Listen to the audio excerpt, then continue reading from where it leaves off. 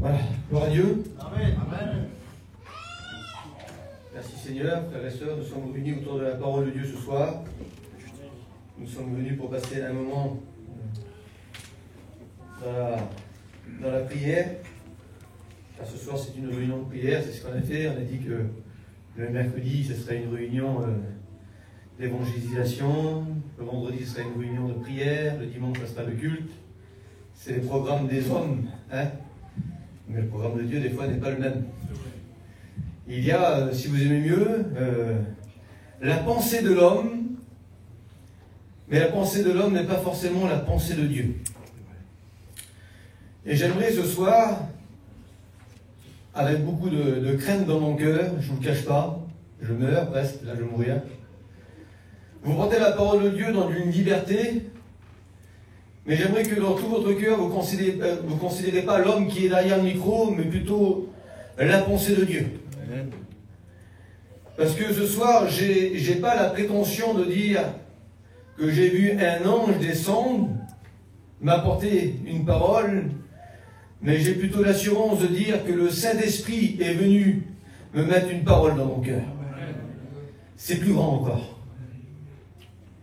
Et j'aimerais ce soir que tu considères la parole à la hauteur qu'elle sera transmise. Parce que la parole de Dieu, elle peut être salutaire pour celui qui ne connaît pas encore Jésus. Elle peut renforcer celui qui est faible, elle peut guérir un malade ce soir. Parce que la parole de Dieu n'a pas de limite. La parole de Dieu, c'est Jésus. Et Jésus, dans sa personnalité, il n'a aucune limite. L'homme donne une limite. Dans ce qu'il est, il est limité. Il y a des gens qui ont pas mal d'argent, et quand ils passent par un souci, eh bien écoutez, c'est à ce moment-là qu'on voit que l'argent ne sert à rien. Parce que lorsqu'on a quelqu'un qui est à l'hôpital proche de chez nous, un enfant, un parent, je ne sais pas, on peut avoir beaucoup d'argent sur un compte. Ça n'achète pas la santé, tout ça. Il y a le fondateur de Apple qui a fait une déclaration. C'est également lui qui a inventé Pixar, hein. C'est Steve Jobs, il a fait une déclaration disant que sur ce lit de mort, je suis semblable à tous les hommes. Malgré qu'il avait brassé beaucoup d'argent, malgré qu'il avait inventé la technologie moderne, hein, c'est quand même le fondateur d'Apple. Ce monsieur-là était un cerveau. Mais lorsqu'il était dans la fin de sa vie, qu'il était allongé dans un lit d'hôpitaux, et qu'il regardait, c'est moi lui, quand je vois le petit beeper, vous voyez le petit beeper là, bip, bip, bip, il dit devant ce petit beeper, je me trouve semblable à tous les hommes. Oui, frères et sœurs, malgré qu'il avait fondé des grosses sociétés, malgré qu'il avait inventé Pixar, aujourd'hui on sait que Pixar, c'est le premier le premier dessin animé 3D qu'il y a eu chez Disney, ça a été Toy Story. C'est lui qui a inventé ses graphistes. Malgré qu'il a inventé pas mal de choses et que pas mal de choses est sorti de ses pensées, à un certain moment dans sa pensée, il est sorti cette réflexion en disant que devant la mort, on est tous égaux. Il n'y a pas de riche qui peut plus sauver les autres. Et ça, j'avais envie de lui dire, si j'avais été en face de lui, écoute-moi, c'est normal, la Bible en parle de ça, que face à la mort, personne ne peut rajouter une coudée à sa vie. Qu'on soit né pauvre ou qu'on soit né riche, qu'on a pas mal de sous sur un compte ou rien du tout, lorsqu'il faut partir, il faut partir. Nous sommes simplement des passagers ici-bas, ou alors on peut appeler même ça des pèlerins. Des pèlerins qui est capable, durant sa vie, je ne sais pas, 70, 80 ans pour les plus robustes, il est capable lui-même d'avoir une réflexion et rentrer à l'intérieur de son cœur. Et lorsque l'homme, la femme rentre à l'intérieur de son cœur, il trouve une chose.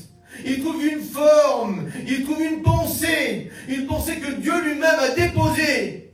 Lorsque l'homme rentre à l'intérieur de l'homme, c'est ça comme ça on fait, hein. Lorsque l'homme rentre à l'intérieur de l'homme, il trouve quelque chose que Dieu a déposé à l'intérieur de l'homme. Parce que Dieu a déposé dans le cœur de l'homme la pensée d'éternité.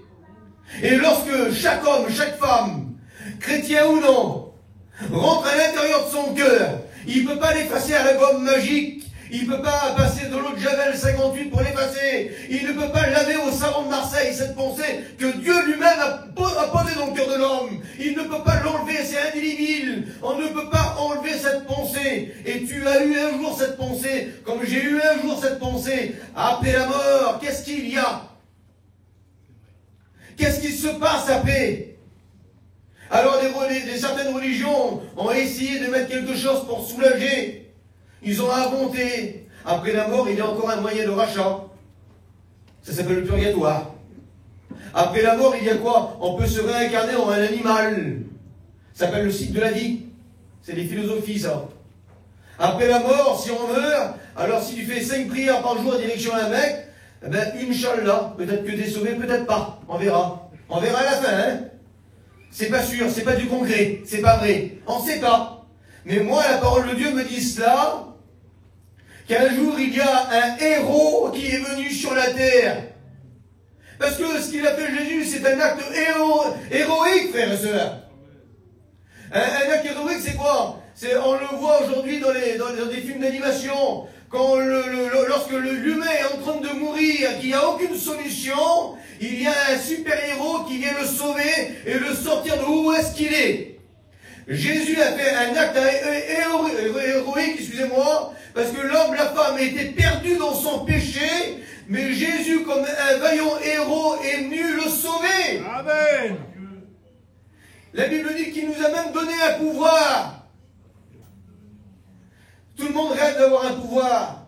Si je te pose la question, tout le monde dirait, ah, si j'avais un pouvoir, j'avais le pouvoir. Ben, il y en a qui disent, un pouvoir, choisis un pouvoir. Tu réfléchis à l'intérieur de ta tête, tu dis, moi je voudrais voler. Moi je voudrais voir en travers les murs.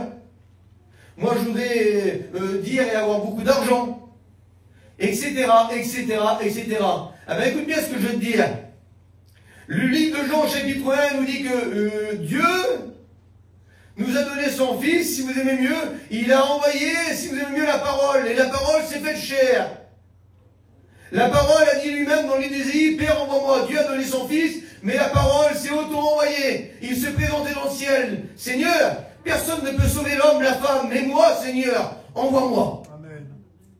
Et la parole, lorsqu'elle s'est faite chair, la Bible dit qu'elle est venue pour éclairer les hommes. Et tout homme, toute femme qui accepte cette parole, un pouvoir lui a été donné de devenir des enfants de Dieu. Amen.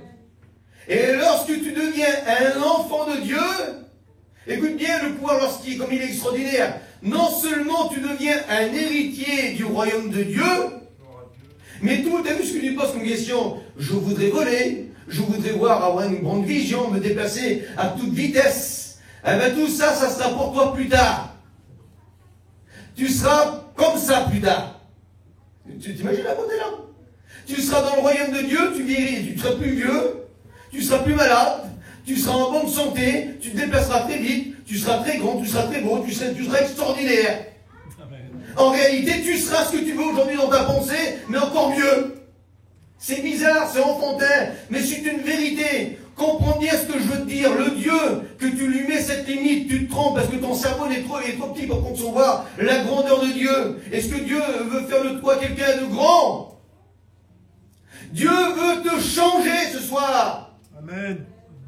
Est-ce que tu veux changer ce soir? Amen. Il est temps pour toi que tu changes. Il est temps que tu sortes des ténèbres. Il est temps que tu viennes à la lumière. Il est temps que tu sortes de l'angoisse et que tu viennes à la paix de Dieu. Il est temps que tu sortes de cet état, excusez-moi, mais de mort spirituelle et que tu deviennes un vivant spirituel. Oui, parce que frères et sœurs, écoutez bien ce que je veux vous dire. La Bible m'enseigne qu'il y a 2 endroits où passer l'éternité. Et cette éternité, elle ne dépend pas de Dieu, parce que Dieu a tout mis en œuvre pour que tu passes l'éternité près de lui, mais elle dépendra de toi. Ça veut dire que celui qui accepte Jésus comme maître et sauveur devient un enfant de Dieu, mais non seulement, mais en plus de ça, selon l'évangile de Jean, au chapitre 14, Jésus lui-même, Seigneur, on est honoré quand quelqu'un nous prépare une place. Comment qu'on est honoré, comment on sait bien. Nous, lorsqu'on est en mission, là, on dit à l'autre, arrivez toi sur la place. Oui, hein? Comment gagner la place? Ben, il y a des endroits où c'est qu'il y a des arbres. Essaie de me garder une place à côté de toi. On le fait où, bazar? On fait tous. Parce que nous, on s'est trompé de route. On a pris l'autoroute et qu'il fallait prendre un national. Et il y a des gens qui sont arrivés avant nous. Ils sont sous les arbres. Et toi, tu n'as pas envie d'être en plein Kenya. Alors tu prépare-moi une place. Laisse-moi une petite place à côté de toi. Je veux être aussi, moi, bien. Je veux être comme si sous les arbres. Je veux être bien. Mais Jésus lui dit encore mieux. Si donc on peut lui préparer une place, c'est bien, mais Jésus lui préparait une place dans le royaume de Dieu, selon l'évangile de Jean, chapitre 14. Je m'en vais te préparer une place, afin que là où je suis, je veux que tu sois aussi. Ça t'intéresse ou pas? Écoutez, je me laisse guider depuis tout à l'heure, mais j'aimerais vous dire ça aussi là. C'est important. J'aimerais vous parler de ça. Est-ce que vous pensez que Jésus revient? Amen. Vous le croyez de tout votre cœur? Amen. Jésus revient, frères et sœurs. Parce qu'il n'en a pas fini avec nous. Écoutez, une coutume juive, là, une vieille coutume juive dit ça. Alors moi, je ne suis pas un juif ni un latin. Je ne sais même pas si je suis un Marseillais. Mais une vieille coutume juive dit ça.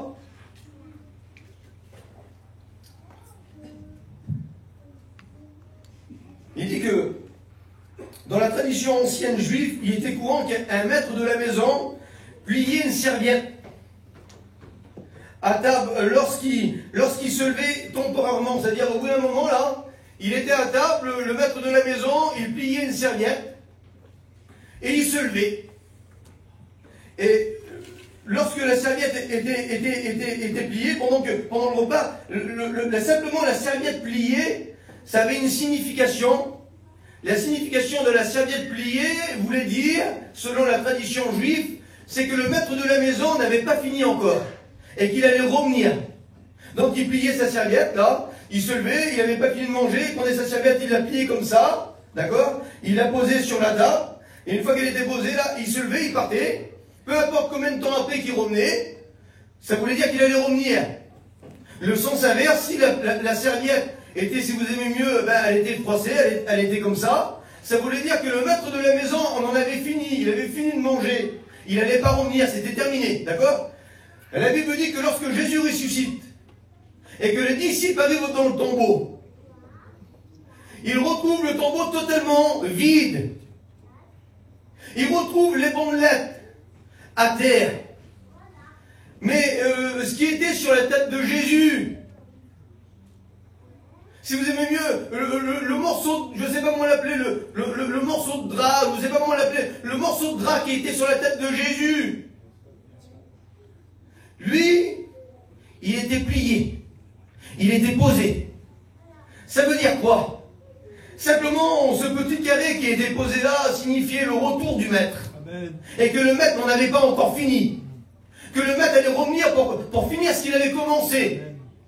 Simplement, ce petit morceau de tissu, simplement bien plié dans le tombeau, signifiait une prophétie. Et cette prophétie, c'était, je me suis levé, je suis parti, mais je reviens. Amen. Et aujourd'hui, ce qu'on attend, frères et sœurs, c'est le retour de Jésus. Parce que non seulement il a plié et c'est pas fini, mais parce que nous savons que Jésus revient parce qu'il l'a dit. Il a dit, je m'en vais te préparer une place et je reviens le chercher. Et ce qu'on attend aujourd'hui, c'est le retour de Jésus. Et frères et sœurs, écoutez, il y a un passage, j'aimerais le retrouver, si j'y arrive. Il y a un passage où Jésus dit à ses disciples, passons de l'autre bord.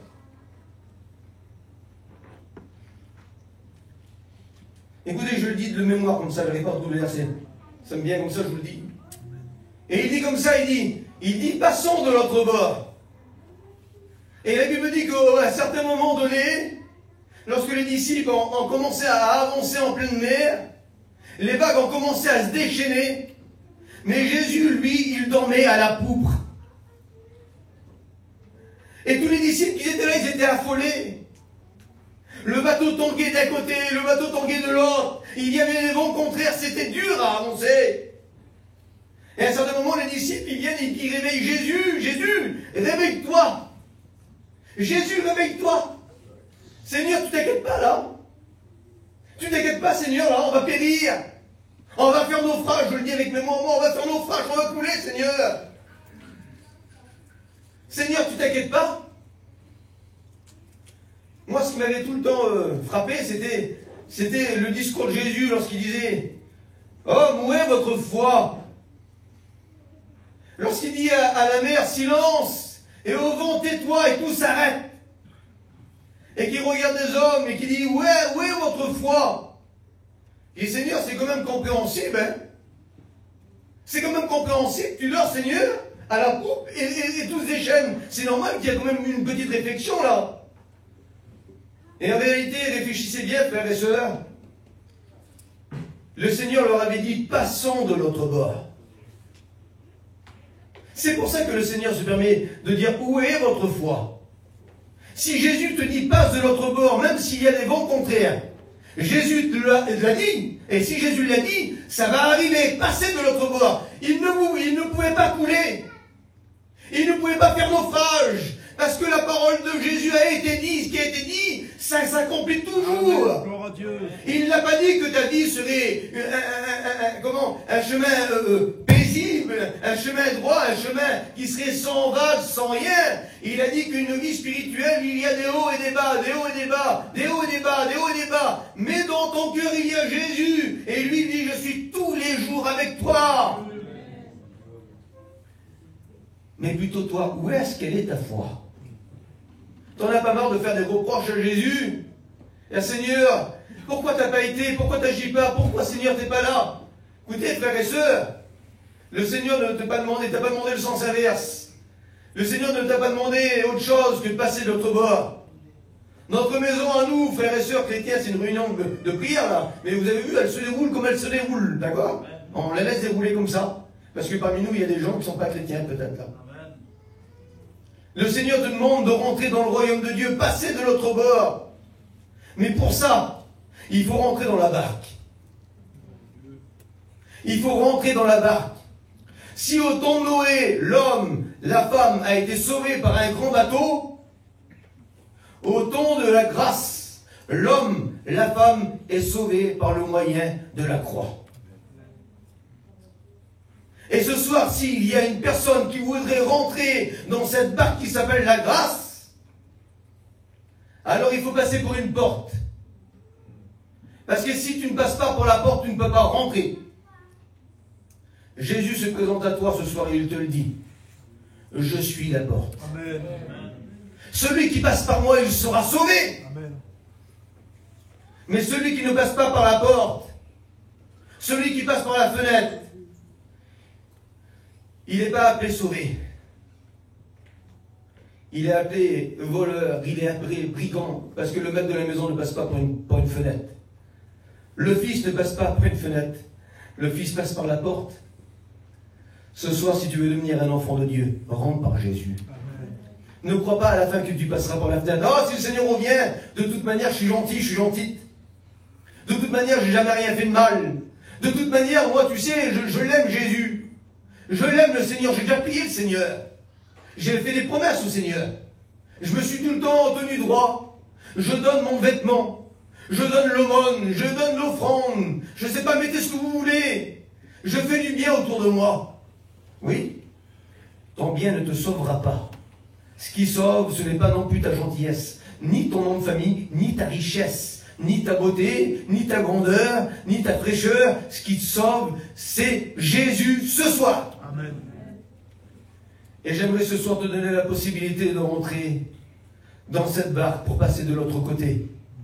Je ne vais pas te dire que la vie chrétienne, c'est une vie qui est sans rien. Je ne vais pas te dire, viens, tu vas voir, ça va être terrible, ça va être un tapis rouge. Tu vas marcher dessus tranquille, ça va être des pétales de rose. Oh, viens, sois un chrétien, tu vas voir, tu vas prospérer, tu vas gagner beaucoup d'argent, tu vas être musclé, tu vas être belle, tu vas être beau.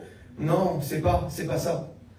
La Bible dit, celui qui ne se charge pas de sa croix. La croix, c'est lourd. La croix, on ne peut pas la cacher. La croix, on ne peut pas la dissimuler. Celui qui ne cherche pas sa croix et ne me suit pas n'est pas digne du royaume des cieux. Celui qui ne vient pas à Jésus, qui n'accepte pas Jésus comme être sauveur et qui se repent de tout péché, ne peut pas rentrer dans le royaume de Dieu. Et ce soir, si tu veux rentrer dans le royaume de Dieu, avoir cette place préparée et avoir cette pensée de l'éternité près de Dieu, alors il faut venir ici. Et il faut dire, Seigneur, je te demande pardon. Pardonne-moi pour mes péchés. Seigneur, pardon. Pas demain, pas après-demain. Ce soir, demande pardon à Jésus. Sois sauvé. Sois réconcilié. Il faudrait que ton nom soit inscrit dans le livre de vie ce soir. Il faudrait que ton vêtement soit totalement blanc. Il ne faut plus que tu sois quelqu'un qui est errant parmi les nations, mais il faut que tu deviennes quelqu'un de la patrie céleste du royaume de Dieu. Si tu veux devenir un enfant de Dieu ce soir, ferme tes yeux. Prie le Seigneur avec moi. Est-ce qu'il y a une personne qui voudrait baisser la tête tout de suite? Faites-le. On baisse la tête s'il vous plaît. Ce soir c'était programmé pour une réunion de prière, mais le Seigneur fait ce qu'il veut. J'ai voulu y aller, vous avez vu, mais le Seigneur m'a redirigé. Alors je fais ce qu'il dit.